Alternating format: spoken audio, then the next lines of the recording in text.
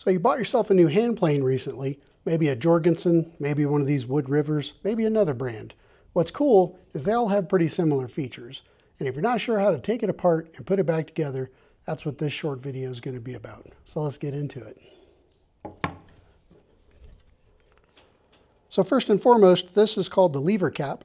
This is a spring-loaded thing that holds the blade and the chip breaker assembly into the plane. To remove it, you just pull this spring-loaded cap forward, this trigger forward, raise up on it, and it lifts out. Next up, you can take this entire assembly out. You might have to jiggle it a little bit to get it to pop loose. You want to take this out, and so this is your plane blade, the longer piece. This is your chip breaker, and this screw is what holds them together. You can use a long screwdriver, long wide-bladed screwdriver, or you can use a tool like this to loosen that. You don't need to take it all the way out. The safest way to take these apart without really damaging the blades is to turn it like this and then slide until that hole is exposed, and now you can lift them apart. So now you have your chip breaker assembly and your screw, and you have your plane blade, and now you have your plane body, and this is called a frog. And the frog is what holds the plane blade and the chip breaker assembly in there at the right angle. Now on some planes, like this is a Bedrock plane, you can actually adjust these screws back here, loosen these screws back here. You can tighten the middle screw to move the frog fore and aft in order to close the throat of the plane. Essentially, you want to close the throat of the plane down to about the thickness of the shaving that you're looking to get. So if you'd like really close shavings, you'll want to close this down to where it's about a 1/16, maybe a 32nd of an inch away where you can see through there. So now you don't necessarily have to take it apart any farther than this, but if this is a brand new plane, loosen these two screws in the back and take the frog out and clean everything. I have two friends that have bought hand planes recently, and they didn't do that. They took it out of the bag, they advanced the blade, and they tried to use it, and it got all gummed up and gross and nasty, and they got frustrated and threw it up on a shelf and said, "I'm not very good with hand planes."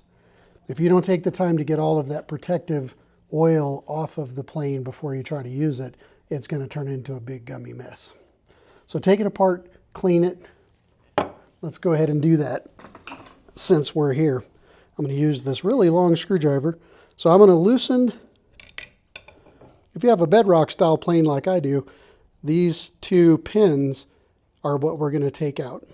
So we're going to remove these screws in the back. Actually, you don't have to remove them all the way. You just need to loosen them about 3 turns.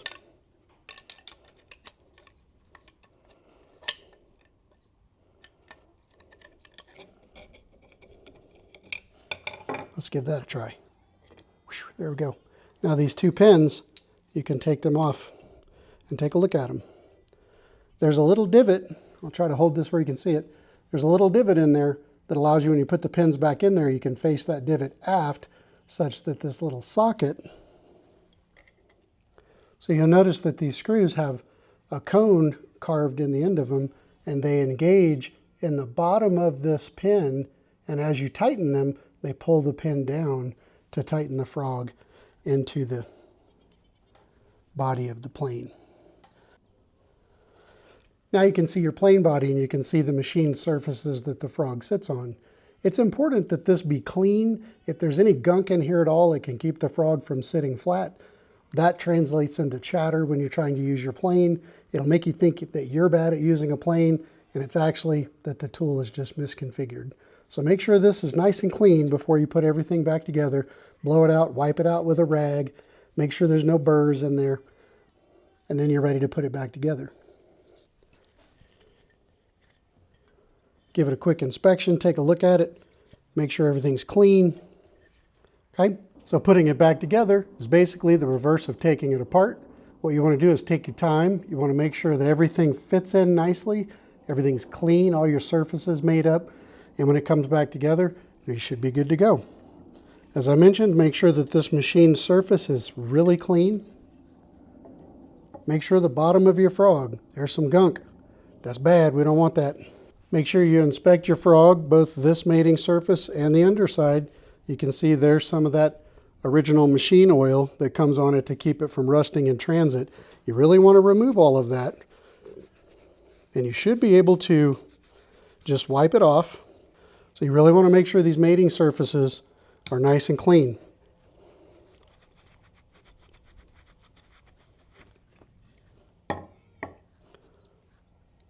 When you sit the frog back in there, this screw has a groove in it. This is how, on a bedrock style plane, this is how you adjust the frog fore and aft to open and close the throat of the plane. When you put it back together, you want to make sure that this attachment that's screwed on here fits into that groove in the screw. Otherwise, it won't adjust properly. So just take a look at what you're doing, and it should drop right in there. Make sure everything's nice and flat. Everything feels like it's seated. Next up, we're going to take these pins, and remember the little divot in the pin, we're going to face that toward the back. That way the screws can engage in this detent hole. So you want them to look like this. Now you want to take your two screws with the cone-shaped grind on the end and reinstall those. Take your time here and make sure you don't cross-thread these screws. They should go in real easily. It shouldn't require any pressure at all to get the screw started. Sometimes the adjustment wheel gets in the way a little bit. You just have to take your time. I like to tighten them a little bit on one side, a little bit on the other. I like to move back and forth just to make sure that I'm pulling it together with equal pressure. These screws don't have to be gorilla tight, but they should be snug. Now before you go any further, look back here and make sure that you've gotten that hook plate seated in the screw if you have a bedrock style plane. Okay, next up, let's put our chip breaker back together with our blade. This is the reverse. We're going to drop onto here and we're going to pivot, we're going to extend out like this. And then we're going to turn while tilting them away from each other. Just really want to be careful around these edges and make sure that we don't clank them together too hard. Now you're going to want them pretty close to the edge with the chip breaker behind the blade. So the blade should be sticking out proud. The chip breaker should be behind it ever so slightly, about 1/16 of an inch. Now I'm just going to tighten this just a little bit just to get it to hold everything in place. And then I like to take a close look at it while I can still twist and turn things, just to make sure that it's engaging the way that I want it to. Now I'm going to go ahead and tighten this up. You really do want this to be pretty tight because these two things work together to slice through the wood, and the chip breaker directs the shaving up and out of the plane to get it away from you. When you put it back together, the plane blade goes in the bottom and the chip breaker is on the top. This is a bevel down plane, meaning that the bevel of the blade goes down into the plane. I say that because you can put it back together backwards and it doesn't work very well. Ask me how I know. So we're going to gently put this back in there. We're going to align this adjustment screw tang yoke with the slot in the chip breaker. And we're going to make sure, we're going to look at the side of the plane and make sure that the side of the frog and the blade are sitting nice and flat. We don't want to see anything like this. We don't want to see it sticking up. We want it nice and flat in there. So you can see I've got a gap in there. That's not good. You want to move things around, be gentle with it until it drops in there and everything is sitting flat. Now we take the lever cap, we slide the lever cap back on. See the way the lever cap's not going on there? That tells me something's not sitting right with the blade. And I can actually see a gap in there. There we go. Now it's sitting there nice and flat. This is a good warning sign. If your lever cap doesn't want to re-engage and go back on, stop what you're doing and take a look at the fit. Make sure it's sitting in there nice and flat and everything is correct. Now you just pull this spring back. It shouldn't take a ton of pressure to lock it in place. The tighter you make this screw, the harder it's going to be to make adjustments with the adjustment wheel. You'll find what works for you, and you can adjust this screw tighter to make this spring harder to engage, or you can back this screw out to make this easier to engage. It's really personal preference, but you don't want this moving around while you're trying to do planing work. So next thing you're going to want to do after you put it all back together is you're going to want to bring the blade out of the plane. You want to bring it through until you see it being exposed. I'll need to take a look at it here and then turn it around to show you.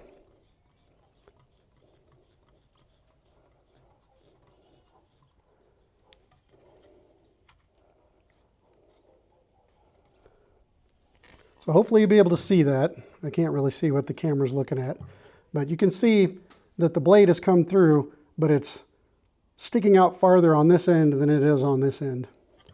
That's what this adjustment lever is for.